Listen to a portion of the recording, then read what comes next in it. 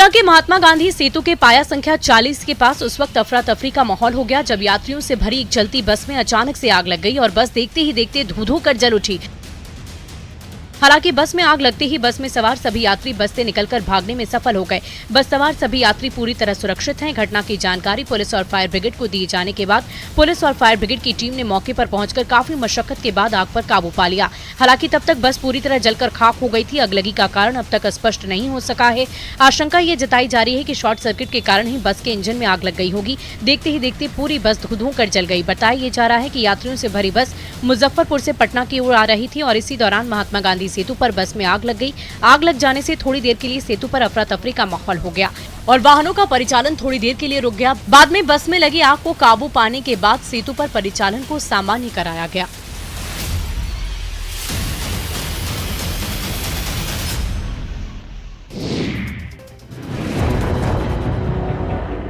वैशाली से एक बड़ी खबर सामने आई है जहां एक बार फिर जहरीली शराब से 3 लोगों की मौत की आशंका जताई जा रही है, जबकि 2 लोग जिंदगी और मौत से जूझ रहे हैं। घटना राघोपुर प्रखंड क्षेत्र के बीरपुर गांव की है। मृतकों के परिजनों ने बताया कि गांव में ही 5 लोगों ने शुक्रवार की रात शराब पी थी और शनिवार की सुबह सभी की तबीयत बिगड़ने लगी, जिसके बाद सभी को अस्पताल में भर्ती कराया गया, जहां 3 की मौत हो गई और 2 लोग अब भी बीमार हैं। हालांकि एक मृतक जंगली महतो के शव का परिजनों ने अंतिम संस्कार कर दिया था, लेकिन 2 व्यक्ति के शव को पुलिस पोस्टमार्टम के लिए लेकर हाजीपुर सदर अस्पताल लाई है। पुलिस पूरे मामले की जाँच में जुट गयी है। दारू पिए हॉस्पिटल ले गए। कितने लोगों की मौत हुई है? 3 लोग का। कितने लोग दारू पिए थे? 5 आदमी। 5 आदमी। 3 लोगों की मौत हो चुकी है। हाँ। क्या क्या नाम है तीनों लोग का? जंगली महतो, परवेश महतो, रामा महतो। शराब वहाँ सही से उपलब्ध हो जाता है क्या राघोपुर में? अब हम नहीं जानते, हम तो नाव पर रहते हैं। तब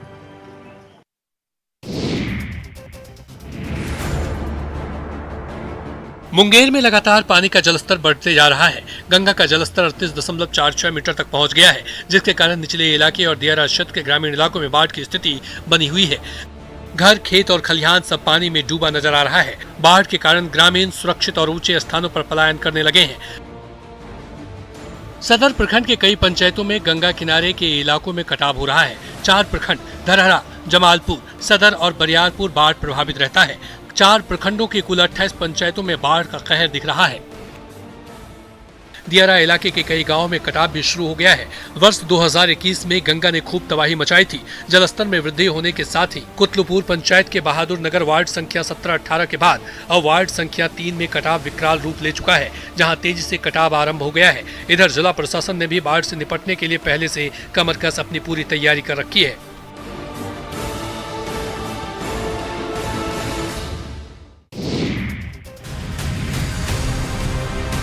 पड़ोसी राज्यों में हो रही भादों की बारिश का असर बिहार में भी देखने को मिल रहा है। गंगा नदी खतरे के निशान तक पहुंच आई है, जिससे लोगों में दहशत है।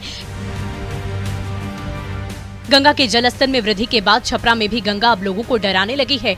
यहाँ गंगा की सहायक नदी सरयू उफान पर है, जिसके कारण शहर के निचले इलाकों में बाढ़ का पानी फैल गया है। नई बस्ती इलाके में लोगों के घरों में पानी घुस गया है, जिससे 50 से अधिक परिवार बाढ़ से प्रभावित हैं।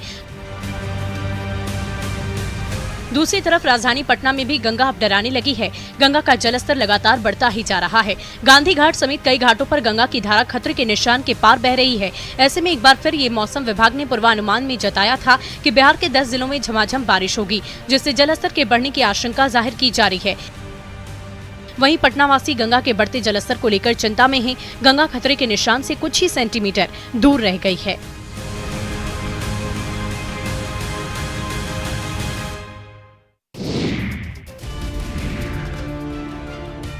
खगड़िया में गंगा नदी के साथ साथ गंडक नदी के भी जलस्तर में लगातार बढ़ोतरी जारी है।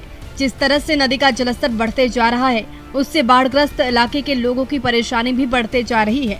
गंडक नदी का पानी जहां निचले इलाके में फैलता जा रहा है, वहीं गंगा का पानी दियारा इलाके में काफी तेजी से फैल रहा है, जिसके कारण दियारा इलाके में रहने वाले लोगों को आवागमन में काफी परेशानी हो रही है।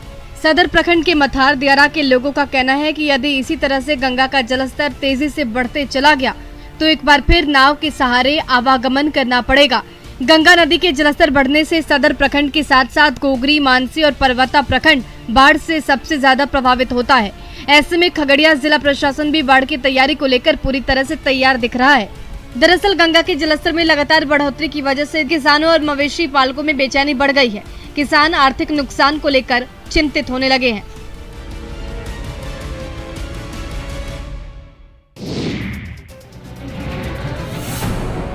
बेगूसराय में गंगा के जलस्तर में लगातार वृद्धि होने के साथ ही अब दियारा के क्षेत्र में लोगों की परेशानियां बढ़ने लगी है। आलम ये है कि सादीपुर में मध्य विद्यालय के पास तकरीबन 5 फीट पानी जमा हो गया है। विद्यालय परिसर और विद्यालय भवन में भी पानी घुस चुका है। वहीं कई जगहों पर दियारा क्षेत्र में सड़क क्षतिग्रस्त हो चुकी है, जिससे कि अनुमंडल मुख्यालय से दियारा वासियों का संपर्क भी भंग होने लगा है। कई जगहों पर सड़कों में कटाव की स्थिति बनी हुई है। पानी की वजह से सड़कें टूट रही है। वहीं फसलों को भी भारी नुकसान हुआ है और मवेशियों के लिए लगाए गए चारा गंगा में विलीन हो चुका है। अब पशुपालकों के सामने पशु के चारे की समस्या उत्पन्न हो गई है। अभी भी गंगा के जलस्तर में लगातार तेजी से वृद्धि हो रही है। अगर यही स्थिति रही तो 1-2 दिनों में इलाके में चारों तरफ पानी ही पानी नजर आएगा।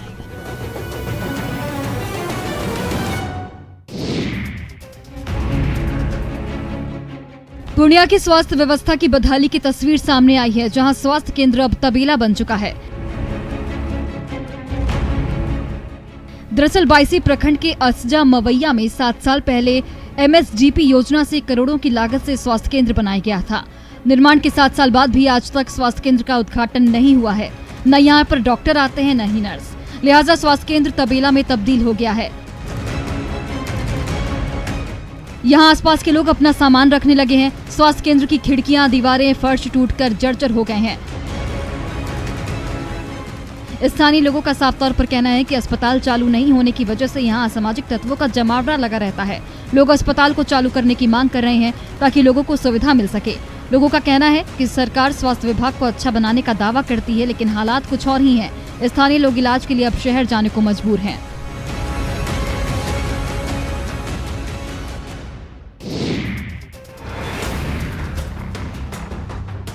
पदभार संभालने के साथ ही शिक्षा मंत्री चंद्रशेखर ने साफ कर दिया था कि उन्हें शिक्षकों से बेहतर आउटपुट से कम कुछ भी मंजूर नहीं है। लेकिन शिक्षा मंत्री को राजधानी पटना के महुआ बाग कन्या उच्च विद्यालय की हालत भी जरूर देख लेनी चाहिए। छात्राओं के बैठने के लिए बेंच डेस्क नहीं है। छात्राएं जमीन पर बैठकर पढ़ने को मजबूर हैं।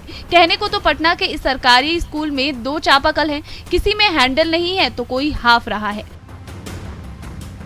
स्कूल की बुनियादी व्यवस्था तो जर्जर है ही। आप ये जानकर हैरान रह जाएंगे कि इस स्कूल में साइंस, मैथ्स और अंग्रेजी के एक भी शिक्षक नहीं है। शिक्षकों की माने तो स्कूल की हालत के बारे में विभाग को जानकारी भी दी गई, लेकिन नतीजा वही ढाक के 3 पात। जाहिर है बढ़िया आउटपुट के लिए सिस्टम का आउटस्टैंडिंग भी होना जरूरी है।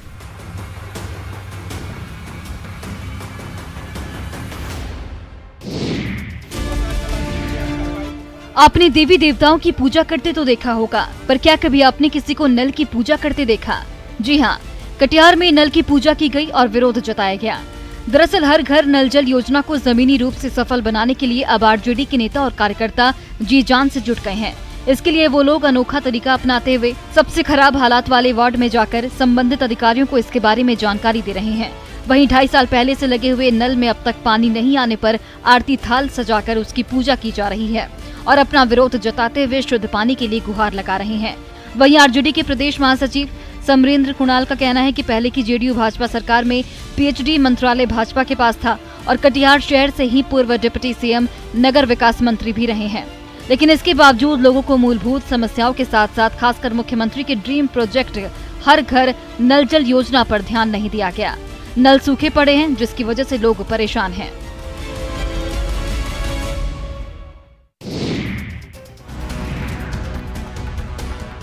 भागलपुर में गुंडा बैंक को लेकर चल रही इनकम टैक्स की रेड चौथे दिन देर रात समाप्त हो गई। वहीं सूत्रों ने बताया कि भागलपुर स्थित हरिओम ज्वेलर्स दुकान में 2 सॉफ्टवेयर यूज किए जा रहे थे, एक आरम और दूसरा टेली, जिसमें 40 से 50 करोड़ का अंतर आ रहा है। वहीं 28 लाख रुपए पूर्व डिप्टी मेयर राजेश वर्मा के घर से सीज किए गए हैं, जिनके घर से 200 किलो से ज्यादा चांदी बरामद की गई है, जिसका कोई कागजात नहीं दिया गया है।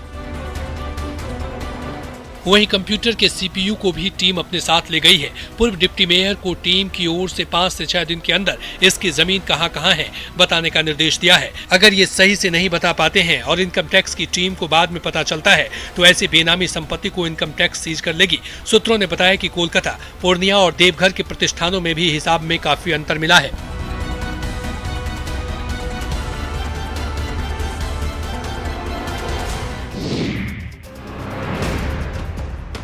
आधुनिकता के इस दौर में एक तरफ जहां हर ओर नई चीजों का आविष्कार किया जा रहा है, तो वहीं दूसरी ओर रामगढ़ जिले के पतरातू प्रखंड के बीचा पंचायत अंतर्गत सुथरपुर गांव में मोबाइल का नेटवर्क तक नहीं है। ग्रामीणों को सिर्फ राशन के लिए 16 किलोमीटर तक की दूरी तय करनी पड़ रही है। सुथरपुर गांव के लगभग 400 कार्डधारी 16 किलोमीटर की दूरी तय करके भुरकुंडा के नजदीक देवरिया पंचायत भवन आते हैं। यहाँ पर ई-पॉश मशीन में अंगूठा लगाने के बाद उन्हें अपने गांव में डीलर के द्वारा राशन उपलब्ध कराया जाता है। लगभग 400 कार्डधारी 16 किलोमीटर की दूरी तय करके पंचायत भवन आते हैं।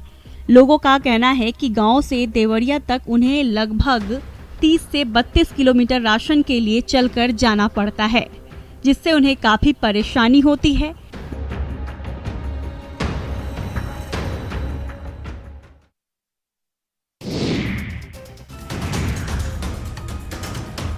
हजारीबाग में हाथियों का उत्पात देखने को मिला, जहां 10 हाथियों के झुंड ने जबलपुर हावड़ा शक्तिपुंज एक्सप्रेस का रास्ता रोक दिया। बरकाकाना बरवाड़ी रेलखंड पर लातेहार के छिपा दोहर हेहे गढ़ा स्टेशन के बीच की ये घटना है। घटना शुक्रवार शाम 6:15 बजे की है। रेलवे ट्रैक पर हाथियों के झुंड को देखकर लोको पायलट ने सूझबूझ दिखाते हुए इमरजेंसी ब्रेक लगाकर ट्रेन को रोका। सभी हाथी सुरक्षित रेलवे पटरी पार कर गए। इस दौरान हाथियों के झुंड को देखकर कुछ देर के लिए यात्री सहम गए। लगभग 3 मिनट तक ट्रेन वहीं रुकी रही।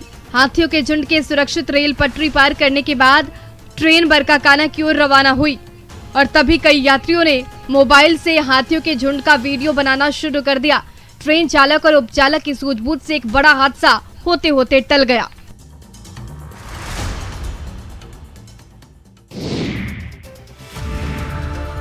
शेखपुरा में मौसम की बेरुखी की वजह से बारिश नहीं होने से जमीन पर दरार पड़ गई है।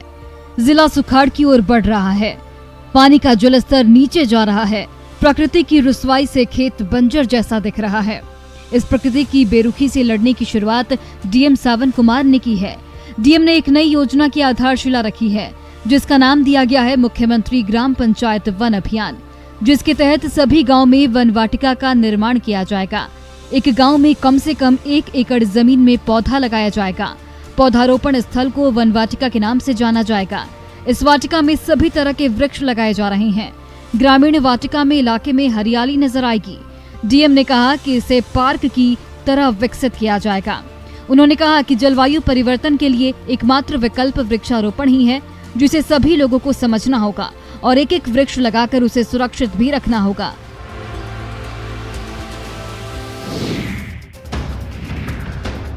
पूर्वी सिंहभूम के ग्रामीण इलाके में मनरेगा योजनाओं में लूट मची है। धाल भूमगढ़ प्रखंड क्षेत्र में बिना काम किए और कई को अधूरा छोड़कर करोड़ों रुपए का भुगतान ले लिया गया है। मनरेगा लोकपाल की जांच में इसका खुलासा हुआ है। पिछले 7 महीने में लोकपाल ने 500 योजनाओं की जांच की, जिसमें 100 योजनाएं ऐसी थी जिनका काम जमीन पर नहीं दिखा। दरअसल मनरेगा से प्रखंड में खेल के मैदान, तालाब, आंगनबाड़ी भवन, सिंचाई नाला के साथ ही कई और काम थे। इसके लिए आवंटन भी किया गया, लेकिन फाइल से आगे काम नहीं बढ़ सका। वहीं धाल भूमगढ़ में साल 2019-20 में 4 लाख की लागत से सिंचाई नाला बनाया जाना था, लेकिन ये नहीं बन सका और अब चोरी छिपे इसका निर्माण कराया जा रहा है। लोकपाल को जब इसकी जानकारी मिली तो उन्होंने जांच की, साथ ही मनरेगा आयुक्त से घपलेबाजों के खिलाफ कार्रवाई की अनुशंसा की। लोकपाल ने कहा कि तत्कालीन बीडीओ पर जुर्माना लगाया जाएगा, साथ ही जेई, रोजगार सेवक, मुखिया और पंचायत सचिव पर केस दर्ज होगा।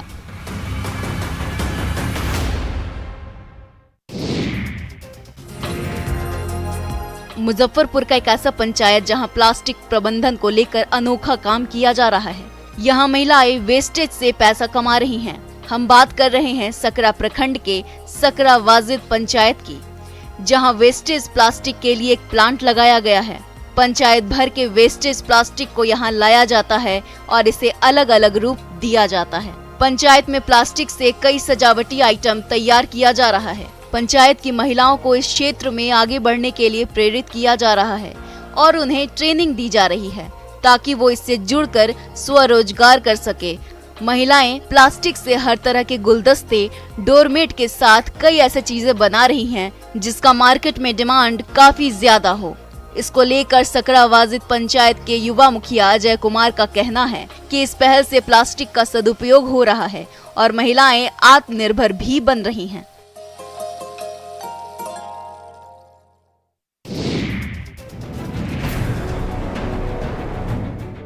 खगड़िया में गंगा नदी के जलस्तर में लगातार बढ़ोतरी हो रही है। बाढ़ का पानी धीरे धीरे कई गांवों को अपनी चपेट में लेता जा रहा है।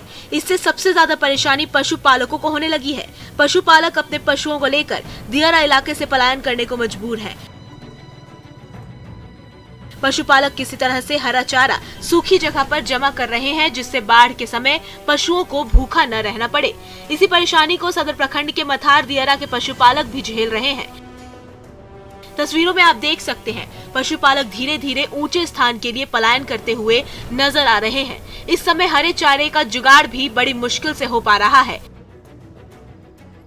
पशुपालकों का साफ तौर पर कहना है कि बाढ़ के समय सबसे ज्यादा परेशानी हरा चारा को लेकर होती है।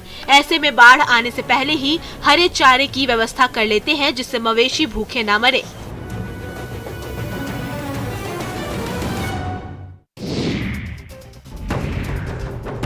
गंगा के जलस्तर में लगातार बढ़ोतरी से पटना के दियारा क्षेत्र का निचला इलाका बाढ़ की चपेट में आने लगा है।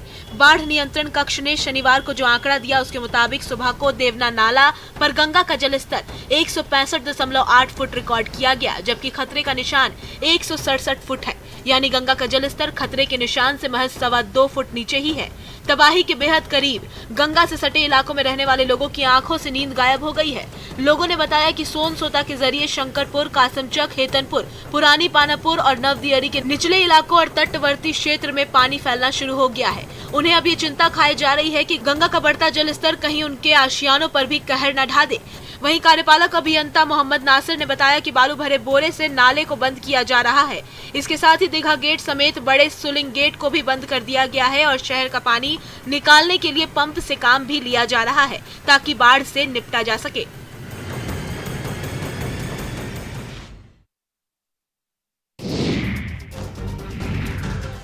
गंगा के जलस्तर में लगातार बढ़ोतरी की वजह से दियारा क्षेत्र में लगी मक्का के साथ मवेशियों के लिए लगाए गए चारा के खेतों में बाढ़ का पानी प्रवेश करने लगा है। इससे किसानों और मवेशी पालकों में बेचैनी बढ़ गई है। किसान आर्थिक नुकसान को लेकर चिंतित होने लगे हैं। एक तरफ जहां सुखाड़ के कारण धान की खेती काफी कम हुई, तो वहीं किसानों में अब मक्के की फसल डूबने के कारण बेचैनी बढ़ने लगी है। चौड़ क्षेत्र के किसान बाढ़ का पानी खेतों में प्रवेश करने से रबी की फसल के अच्छे होने की संभावना व्यक्त कर रहे हैं। निचले इलाके में रहने वाले ग्रामीणों को घर में पानी प्रवेश कर जाने की चिंता सता रही है। आपको बता दें कि लालजी टोला, बंगाली टोला, सीतारामपुर नजीरा, रघुनाथपुर नजीरा, मुरला, मुशहरी सहित कई गांव निचले इलाके में बसते हैं, जिनकी परेशानी बढ़ती दिख रही है। मवेशी पालक अपने अपने मवेशी को लेकर सड़क के किनारे या फिर ऊंचे स्थान की ओर पलायन करने को मजबूर है। और इधर आपदा प्रबंधन विभाग ने अपील की है कि निचले क्षेत्र में रहने वाले परिवार और मवेशी पालक ऊंचे स्थान पर चले जाएं।